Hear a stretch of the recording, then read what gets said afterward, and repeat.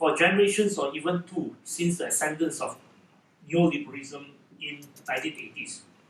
The world has very much been conditioned to think that weak states, no regulation, low tax, free movement of money, or the financialization of housing property and cheap labor are good for capitalism. But while these conditions have made some capitalists very rich, it has resulted in very unequal societies with widening rich-poor gap, and it is terrible from the point of sustainability as the environment is destroyed. I'm here to support the Good Capitalism Forum in the hope to redefine what is good for capitalism and not merely what is good for capitalists. It is hoped that the redefinition of what is good for capitalism will encourage a generation of enlightened capitalists, hopefully we're not included, who will campaign for strong states, just regulatory framework, higher tax, this is controversial, control financialization, and a decent wage, decent work model in order for capitalism to continue to survive. Capitalism was on the verge of collapse in 1929.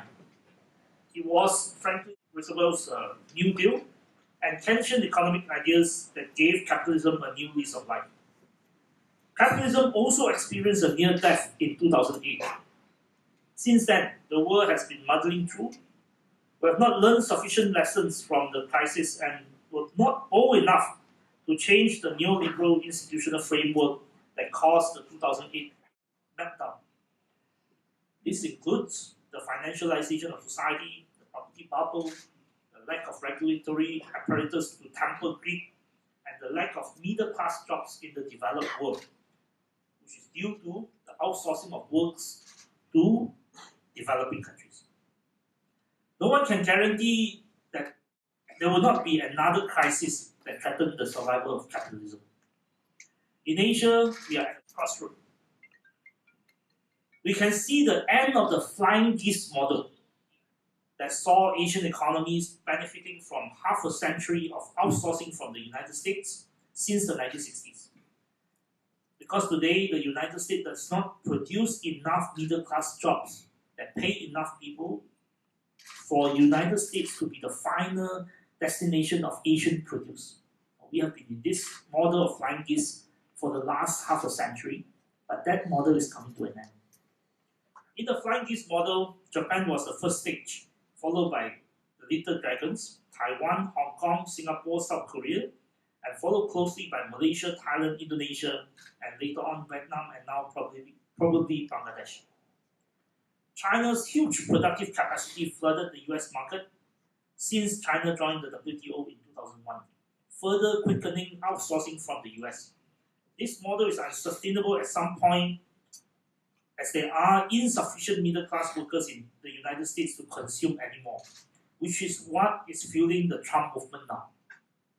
The low-wage model that Asian economies pursue to export to the US will have to come to an end with the demise of the flying geese model. Previously, suppressing wages helped make export cheaper, and that was how we actually grew.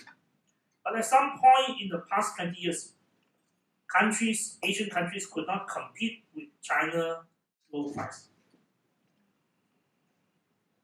Now, consumers in the United States are finding it hard to consume so much of Asian products due to their own low wage and inequality situations, especially since 2008.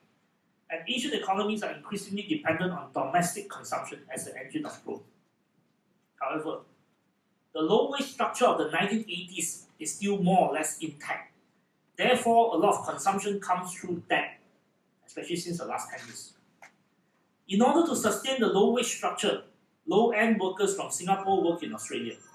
Low-end workers from Malaysia work in Singapore, while Malaysia imports a huge number of unskilled labor from Bangladesh. This scenario will have to change to ensure the survival of capitalism in these societies. A decently paid workforce and a less even society is good for the economy. Distribution should not be done only through welfare and handout. Now, but in order not for distribution to be done through welfare, the main form of distribution has to come through job and wages and provision of good public service for all. Neoliberals try to ignore the inconvenient truth that in a democracy, everyone, whether rich or poor, has a vote. Even in authoritarian states like China, public opinion matters too, and public opinion will and should affect economic decisions. Asian nations have been competing for low taxes over the past 2 decades. Over the past 20 years, we have been on the race to the bottom in terms of reducing taxes. And this is very much because we are benchmarking Hong Kong and Singapore. But that will end at some point as Hong Kong and Singapore will have to raise taxes eventually. Why? The two islands' economies benefited from not having a hinterland to worry about and grew rapidly in the 1970s through the huge demographic dividends from post-war baby boomers. Baby boomers were very young then, baby boomers are not very young now. As well as migration from neighbouring hinterlands in the 1990s. For Hong Kong, it's those from China, and for Singapore, those from Malaysia.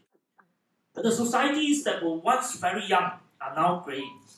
Even if there is no hinterland to worry about, the needs for the aged, or the needs to care for the aged, will require the government to spend more on healthcare and make the first world economies with sizable underclass.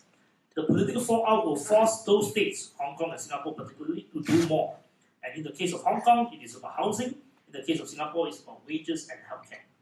For other Asian states, capitalists should campaign for higher taxes on the richest. And I'm not suggesting that this is the case of Turkey campaigning for early Christmas. Quite to the contrary. It is in the interest of the richest to see a strong middle class with a strong state. In our case, a corrupt state is terrible to have. And this is agreed by all. But after disposing a corrupt state, the opposite is not a weak state. We shouldn't be campaigning for a weak state. We should be campaigning for a strong state. The Asian experience in the 1970s up to 1990s have shown us that having a strong state is good for the private sector as well as for the workers. The best Asian economies that successfully benefited from the flying geese model were the ones that had very strong government to set conditions for industrial policy to work, for education to work, for banks not to profit from speculation but to earn decent income from supporting industries, for ensuring that the workers have enough income to feed their families and raise their children to be a more educated generation for the next generations of industry. For Asian economies to have a clear path ahead, capitalists should campaign for a strong state with integrity and with just and fair regulatory framework that allows for good industry to grow through productivity gains. And we must regulate businesses so that they pay workers decent wages. And we must also facilitate world-class education to serve as a catalyst for science and technological research, which is often costly and not easily funded privately. And to safeguard our environment not to be destroyed. For capitalism to survive, we need enlightened capitalists to campaign for strong state, just regulatory framework, higher tax, control financialization, and a decent wage, decent work model for all. I hope after this, Raynor will continue to invite me. Thank you very much.